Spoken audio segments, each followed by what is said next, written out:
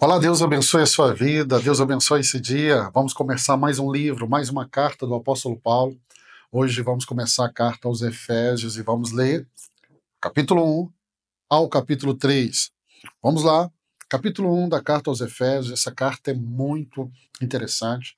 Paulo estabeleceu, fundou essa igreja lá em Atos, capítulo 19. A cidade de Éfeso, que fica ali na Ásia Menor, foi o lugar que Paulo mais permaneceu. Então, de todas as igrejas que Paulo estabeleceu, na igreja de Éfeso foi a igreja que Paulo passou mais tempo, ao ponto de Lucas, lá em Atos 19, falar que através da vida de Paulo, ali em Éfeso, o evangelho se espalhou para todo o continente. Paulo está escrevendo essa carta, essa igreja agora tem 7 anos de idade. É uma carta que nós vamos ver o teor dela. Essa igreja é uma igreja muito importante. Essa igreja vai ter Timóteo como pastor, vai ter João, o discípulo amado, como pastor. É uma igreja muito bem fundamentada na sua teologia. Você vai ver isso. E uma curiosidade: Paulo, nessa carta, não chama a atenção da igreja em nada. Então percebemos que o tempo que Paulo passou ali, ele fundamentou bem essa igreja. Vamos para o capítulo 1.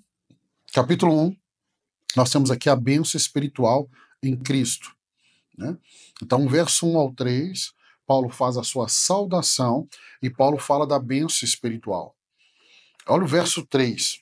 Verso 3 diz assim: Bendito seja Deus e Pai de nosso Senhor Jesus Cristo, que nos abençoou com todas as bênçãos espirituais, as regiões celestiais em Cristo. Então, quando eu leio o verso 3, eu já posso fazer uma declaração. Eu sou abençoado. Você pode fazer essa declaração comigo? Diga, eu sou abençoado. Faça essa declaração sempre que você se lembrar, todos os dias. Porque aqui no verso 3, após a saudação, Paulo vai trazer esse entendimento a essa igreja, a mim e a você. Nós somos abençoados. Porque eu sou bom? Porque eu mereço? Não. Por causa da obra de Cristo ali na cruz do Calvário. O verso 4 ao 6, Paulo fala da escolha e da predestinação.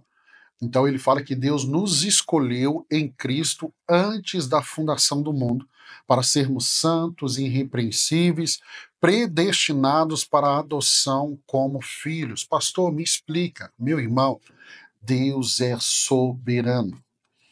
E às vezes é tão difícil entender essa soberania de Deus. Então, o que ele está dizendo é que antes da fundação do mundo, Deus já me conhecia e te conhecia. Porque Deus não é limitado como eu e você. A mente de Deus não é limitada como a minha e a você. Pastor, Deus já sabe quem vai ser salvo? Sim.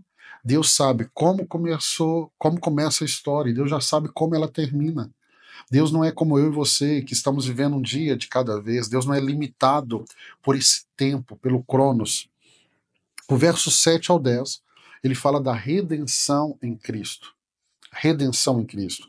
Ele diz que em Cristo nós temos redenção por meio do seu sangue e temos o perdão dos nossos pecados. E esse perdão é segundo a riqueza da graça de Deus. Ou seja, não tem nada a ver em se eu mereço ou não mereço. É por causa de Cristo, da obra de Cristo. Em Cristo o Senhor nos redimiu. Em Cristo o Senhor nos redimiu. Verso 11 ao 14, ele fala da herança celestial. Ele fala que os crentes foram predestinados para uma herança eterna e foram selados com o Espírito Santo como garantia. A Bíblia diz que o Espírito Santo testifica no nosso espírito que somos um filho de Deus. O Espírito Santo é um selo na minha e na sua vida. Esse selo que dá a garantia que se você entregou a sua vida para Jesus, se arrependeu dos seus pecados e está vivendo uma vida bonita com o Senhor, a eternidade já começou para você aqui na terra. Verso 15 ao 23, ele fala da oração, é uma oração de Paulo, é uma oração de ação de graças, né, pedindo sabedoria e revelação. Paulo vai orar pelos Efésios para que eles compreendam a esperança da vocação, para que eles compreendam as riquezas da herança e o poder de Deus disponível para eles. Essa é uma oração que, como pastor, eu sempre também faço essa oração pela igreja que eu pastoreio. Porque existe uma realidade em Cristo para que eu e você possamos acessar. Existe uma realidade disponível para mim e para você, e nós podemos acessar essa realidade. Paulo faz essa oração. Verso 3 eu li com você. Então, de forma prática, o capítulo nos ensina que devemos viver com gratidão pela abundância das bênçãos espirituais em Cristo, entendendo que a nossa identidade está em Deus. Quem nós somos está em Deus. Ele nos escolheu, e não só nos escolheu, mas ele nos selou com o seu espírito para a eternidade. Você foi criado para viver a eternidade com Deus nos céus.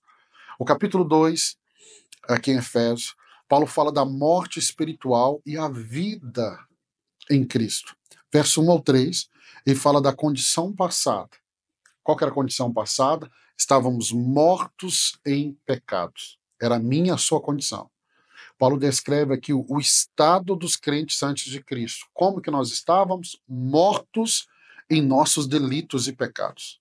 Como que nós estávamos? Seguindo o curso desse mundo. O que estávamos fazendo? A vontade da carne. Em outras palavras, nós estávamos nas trevas, condenados. Éramos inimigos de Deus. Era o que éramos. Era o que nós éramos. Era essa a realidade. Eu e você estávamos afundados nos nossos pecados. Mas ali naquele lamaçal, Deus nos encontrou. E o verso 4 ao 10, ele vai falar agora da graça de Deus na salvação. Ele fala que Deus é rico em misericórdia e nos deu vida juntamente com Cristo pela sua graça. Eu e você, que estávamos seguindo o curso desse mundo, atolado em pecado, vivendo na carne, em total rebeldia, o Deus que é rico em misericórdia, ele nos deu vida. Agora, nos deu vida por causa de Cristo. Então, nós temos vida quando estamos juntamente com Cristo. E isso é pela graça. E ele nos fez assentar nas regiões celestiais em Cristo. E aí Paulo traz com tanta clareza aqui. A salvação é pela graça. A salvação é por meio da fé. A salvação não vem por meio das obras.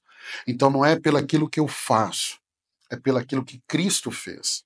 Verso 11 ao 18, nós temos aqui Paulo falando da reconciliação entre judeus e gentios.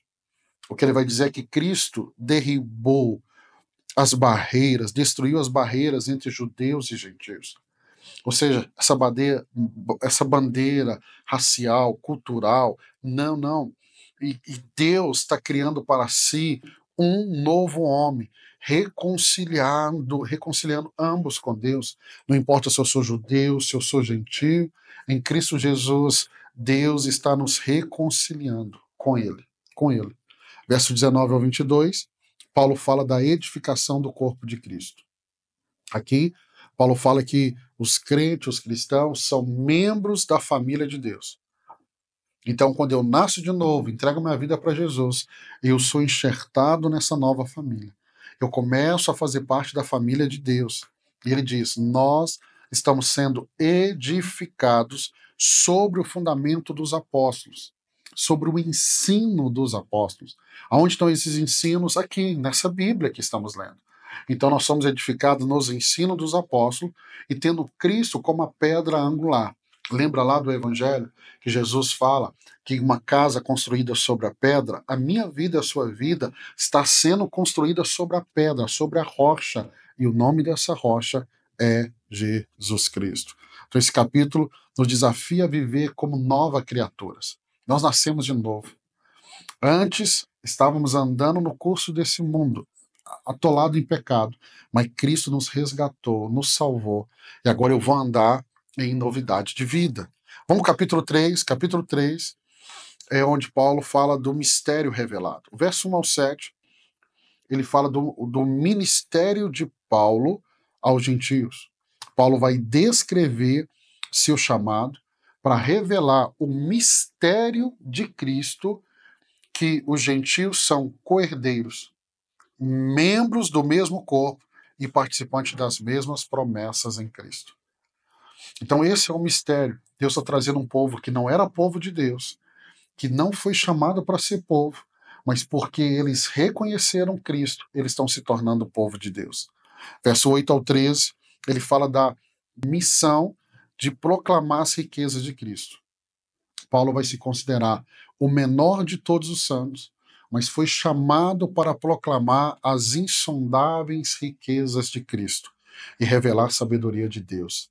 Meu irmão, se Paulo se considerava o menor dos santos, e eu e você? A gente olha para o coração de Paulo e vê essa humildade. Paulo aqui ele está dizendo assim, olha, eu fui chamado para proclamar as insondáveis, não tem como sondar, tamanha riqueza de Cristo. Isso é um privilégio muito grande, muito grande. Verso 14 ao 21, ele faz uma oração aqui, uma oração pelos santos, é uma oração de fortalecimento espiritual. E aí Paulo ora pelos Efésios, para que eles sejam fortalecidos no Espírito, para que eles compreendam a dimensão do amor de Cristo e que eles sejam cheios de toda a plenitude de Deus. Essa oração é muito linda.